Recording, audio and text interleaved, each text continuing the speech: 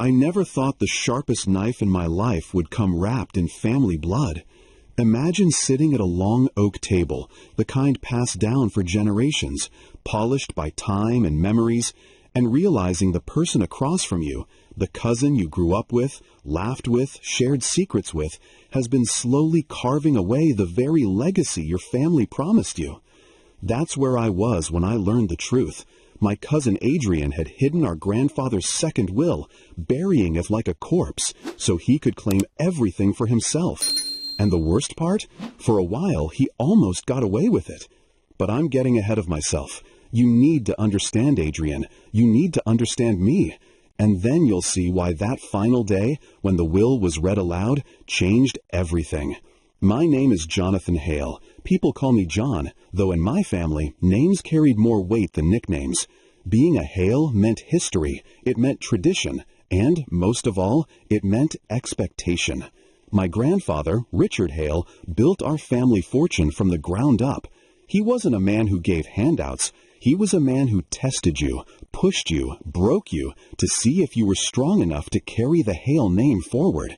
I'd spent my whole life trying to prove I was worthy. But Adrian never had to try. From the moment we were kids, Adrian had this way of sliding into every room like he belonged there more than anyone else. Handsome, charming, clever in that dangerous way. Teachers adored him, friends followed him. Even my grandfather would shake his head and smile at Adrian's schemes, calling him resourceful. Meanwhile, when I worked twice as hard, when I studied until my eyes blurred, when I bent over backward to earn praise, I was steady John, dependable, predictable, safe. I told myself it didn't matter. I told myself character outlasts charm. But deep down, I envied him. And maybe that envy blinded me to who he really was. But listen, before I go deeper, if you've ever had family twist a knife in your back, if you've ever been betrayed by someone you thought shared your blood and your heart, hit that subscribe button. Because this story isn't just about me. It's about what happens when betrayal comes wearing your family's face. Now, back to Adrian. When my grandfather passed, the grief hit us all differently. For me, it was like the world had gone dim, the fire in our family's hearth extinguished. For Adrian, it was tears at the funeral, whispered condolences, but behind his eyes, something else, anticipation. Because with Richard Hale gone, the question of inheritance loomed like a storm cloud. And in our family, inheritance wasn't just money, it was identity, legacy. The first will was read 2 weeks after the funeral. I remember the day vividly, the parlor filled with cousins, uncles, aunts, faces lined with grief and greed. The lawyer unfolded the crisp pages and began.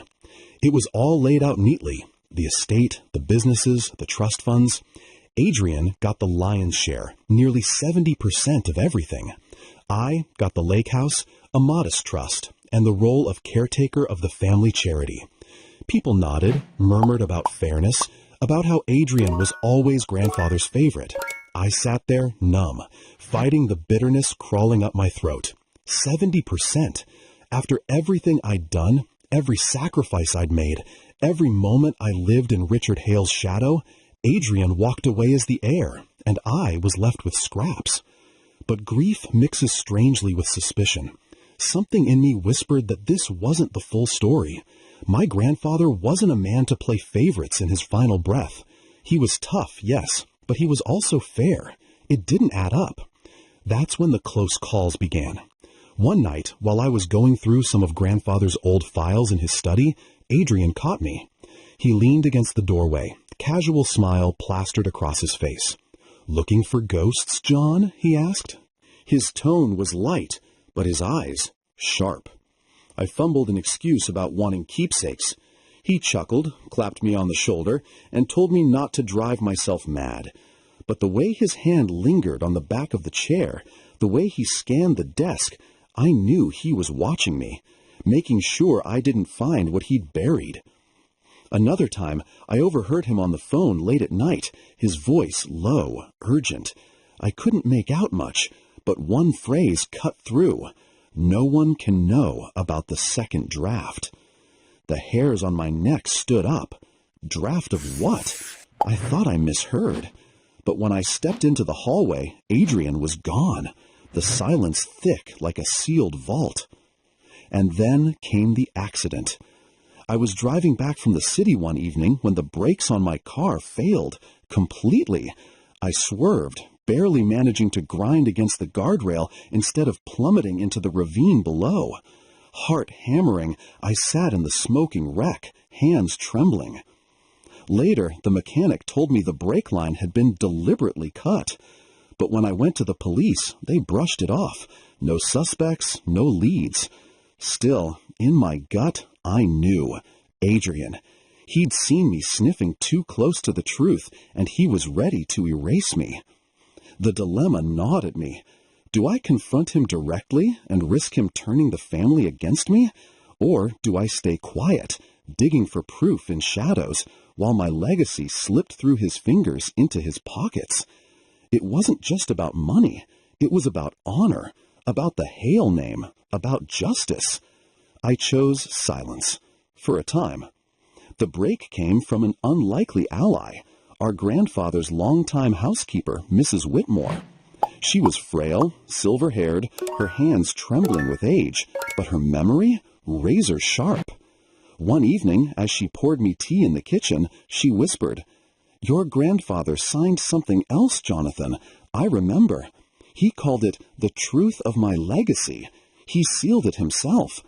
Adrian came the next morning, asked for it. I never saw it again." My chest tightened. The second will. It was real. The hunt was on. I searched every corner of the estate, every drawer, every vault. Days turned into weeks. Each time Adrian caught me wandering the halls or rifling through papers, he'd smile that sly grin and ask if I was lost. Once he leaned close and whispered, "You'll drive yourself crazy chasing ghosts, cousin. Maybe that's what Grandfather wanted, for you to learn when to let go." But I didn't let go. One night, in the dead of winter, I found it. Hidden in the false bottom of my grandfather's old writing desk, beneath stacks of meaningless receipts, there it was, an envelope sealed with his wax crest. My hands shook as I slid it open. The second will, and it was nothing like the first. This will split the inheritance equally. Adrian and I, 50-50. The businesses, the estate, the fortune, shared. My grandfather's words were clear, deliberate. No one heir is greater than the other. Both must carry the Hale name forward, together. I felt a rush of vindication, anger, relief all at once. Adrian had stolen this from me, hidden it, lied to the entire family.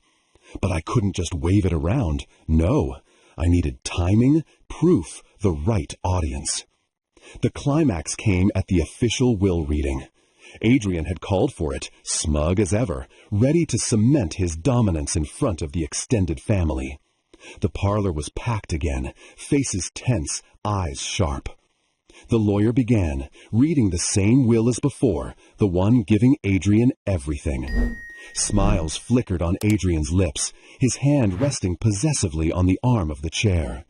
That's when I stood, pulled the envelope from my coat pocket.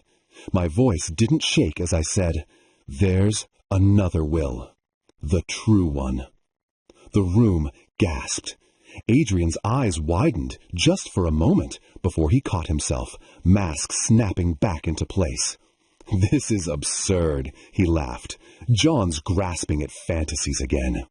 But when I handed the will to the lawyer, when the seal was broken and my grandfather's handwriting spilled into the room, the air turned electric. Every word read was a nail in Adrian's coffin. 50-50. Equal heirs. Legacy shared. Murmurs exploded. Eyes turned on Adrian. The lawyer confirmed the authenticity. Signed, dated, after the first, legally binding. Adrian's face drained of color. He tried to argue, to spin it, to claim forgery, but the proof was undeniable. The family saw the mask slip, the charming cousin, the golden heir, exposed as a liar who'd buried the truth. That was the climax. Adrian, cornered, his slick confidence cracking, desperation bleeding through as the family he thought he'd manipulated turned cold. And the aftermath? You'd think I felt triumphant, vindicated. But what I felt was heavy, because beneath the victory was loss. I didn't just lose months of peace. I lost my cousin, my brother in arms from childhood, the man I once admired. He avoided me after that day, vanishing into silence. Family gatherings grew colder, whispers sharper. The Hales would never be the same. But I held my ground. I carried my half of the legacy, not as a trophy, but as a scar. Proof that truth defeats lies, that blood doesn't excuse betrayal, and that resilience, real resilience, is surviving not just the enemy outside, but the betrayer within your own family. So that's my story. My name is Jonathan Hale, and if you've ever been betrayed by your own blood, you know one thing better than anyone. Family can break you deeper than any stranger ever could. This story may be over, but the betrayals never stop. Like this video, share it with your circle, and subscribe to Chronicles of Family Betrayal so you don't miss what's coming next. Another shocking story is just one click away below.